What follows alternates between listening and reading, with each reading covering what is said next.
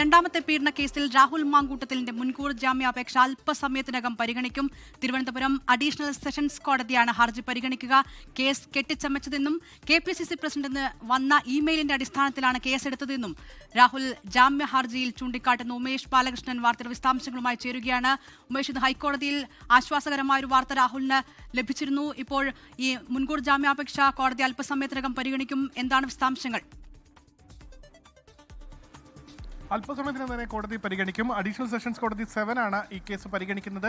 നേരത്തെ fast track കോടതി 3 മുൻകൂർ ജാമ്യാപേക്ഷ സമർപ്പിക്കുകയായിരുന്നു. അതിൽ ഏറ്റവും പ്രധാനമായി പറഞ്ഞിരുന്നത് ഹൈക്കോടതിയിൽ നിന്ന് ഇതുമായി ബന്ധപ്പെട്ട കേസിൽ അറസ്റ്റ് തടഞ്ഞിട്ടുണ്ട്. സ്വാഭാവികമായി ഈ കേസിലും അറസ്റ്റ് തടയണമെന്നാണ് ആവശ്യപ്പെട്ടിരുന്നത്. ഈ കേസ് കെട്ടിച്ചമച്ചതാണ്. KPCC അധ്യക്ഷന് വന്ന ഒരു പരാതിയാണ്, ഒരു ഇമെയിലാണ് ഈ കേസിന് ആസ്പദം.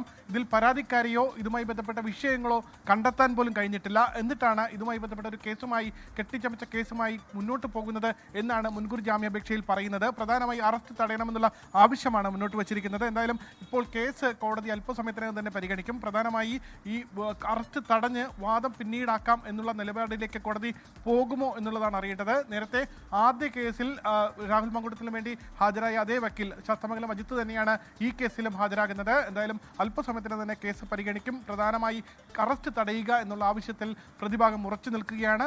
എന്തായാലും പ്രോസിക്യൂഷൻ ഇതിൽ എന്ത് നിലപാട് സ്വീകരിക്കും? ഈ പരാതിക്കാരിയുമായി ബന്ധപ്പെട്ടുള്ള എന്തെങ്കിലും നീക്കം SIT നടത്തിയിട്ടുണ്ടോ, പരാതിക്കാരിയെ കണ്ടെത്താൻ കഴിഞ്ഞിട്ടുണ്ടോ തുടങ്ങിയ കാര്യങ്ങളെല്ലാം പ്രോസിക്യൂഷൻ ഇന്ന് കോടതിയെ അറിയിക്കും. ദിൽന, ഉമേഷ്, ഈ പരാതിക്കാരി ആരാണ് എന്ന് പോലും അറിയില്ല എന്ന രീതിയിലുള്ള കാര്യങ്ങളാണല്ലോ ഈ മുൻകൂർ ജാമ്യാപേക്ഷയിൽ രാഹുൽ മുന്നോട്ട് വയ്ക്കുന്നത്.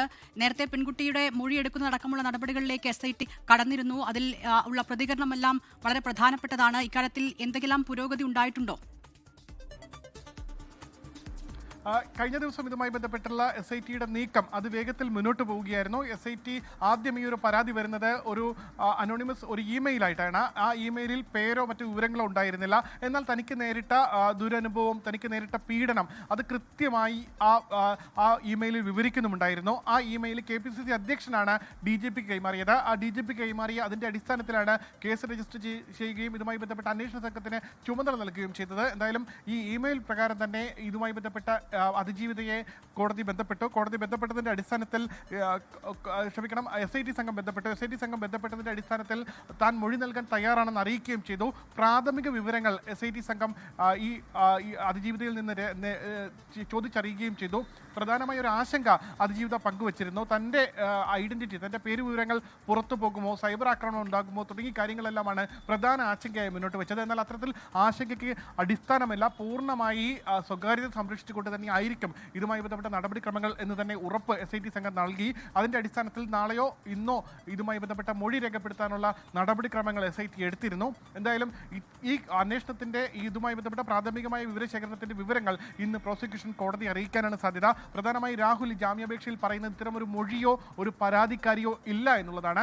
അതിൽ ഒരു മാറ്റം, അല്ലെങ്കിൽ പരാതിക്കാരിയെ കണ്ടെത്തിയെന്നും മൊഴി രേഖപ്പെടുത്തുകയാണ് എന്നുള്ള ഒരു വിവരം കോടതി അറിയിച്ചു കഴിഞ്ഞാൽ ഒരുപക്ഷെ ജാമ്യാപേക്ഷ അത് പരിഗണിക്കാൻ അല്ലെങ്കിൽ അതിന് അനുകൂലമായ ഒരു തീരുമാനമെടുക്കാൻ സാധ്യത കുറവാണ്. എന്തായാലും അറസ്റ്റ് ഹൈക്കോടതി തടഞ്ഞ സാഹചര്യത്തിൽ എന്ത് നടപടി സെഷൻസ് കോടതി 7 ആണ് ഇത് പരിഗണിക്കുന്നത്. സെഷൻസ് കോടതി എന്ത് തീരുമാനമെടുക്കും?